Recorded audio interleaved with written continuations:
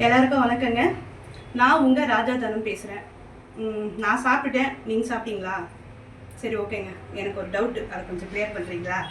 என்ன அப்படின்னாக்கா, இந்த பஜாஜ் ஃபைனான்ஸு, எல்என்டி, இந்த ஸ்ரீராம் ஃபைனான்ஸ் இவங்களாம் இருக்கிறாங்க இல்லைங்களா? அவங்க வந்து கார் லோன் கொடுக்குறாங்க, பைக் லோன் கொடுக்குறாங்க, இஎம்ஐயில். நான் சொல்கிறது அவங்க இஎம்ஐயில் கொடுக்கறத தான் நான் சொல்லிகிட்ருக்கிறேன். அப்புறம் ஃப்ரிட்ஜு, அப்புறம் வேறு என்ன இருக்குது, வாஷிங் மிஷின், இந்த மாதிரி எல்லாம் கொடுக்குறீங்க இல்லைங்களா? நீங்கள் ஏன் தங்கத்தை இஎம்ஐயில் கொடுக்கக்கூடாது? முதல்ல ஒரு 1/4 பவுன் கொடுங்க. எப்படியோ சிவில் பார்த்து தான் நீங்கள் கொடுப்பீங்க. சிவில் பார்த்தே கொடுங்க.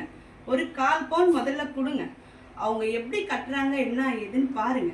பார்த்துட்டு அதுக்கப்புறம் ஒரு 1/2 பவுனோ 1 பவுனோ நீங்கள் எப்படி கொடுக்குறீங்களோ அந்த மாதிரி கொடுங்க. இந்த மாதிரி நீங்கள் பண்ணீங்கன்னாக்கா ரொம்ப பெரிய உதவி பண்ண மாதிரி இருக்கும்னு எனக்கு தோணுதுங்க. அதை நான் சொல்கிறேங்க. என்னுடைய கருத்தை நான் சொன்னேன். இது வந்து சரியா தப்பான்றது எனக்கு தெரியல. அது கமெண்ட்ஸில் நீங்கள் தான் சொல்லணும். என்ன அப்படின்னாக்கா, இந்த மாதிரி நீங்கள் வந்து இந்த இஎம்ஐயில் இந்த தங்கத்தை நீங்கள் கொடுத்தீங்கன்னாக்கா பெண் பிள்ளையை பெற்றவங்களுக்கு ரொம்ப யூஸ்ஃபுல்லாக இருக்குங்க. ரெண்டாவது, நடுத்தரமாக இருக்கிற மக்களுக்கும் ரொம்ப பயனுள்ளதாக இருக்குங்க.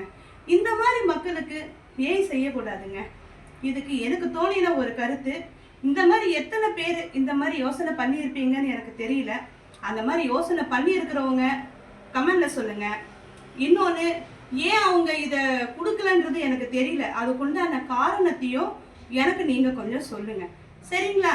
ராஜா தனம் அப்படிங்கிற இந்த சேனலை ஒரு சப்ஸ்கிரைப் பண்ணிடுங்க, லைக் பண்ணுங்கள்.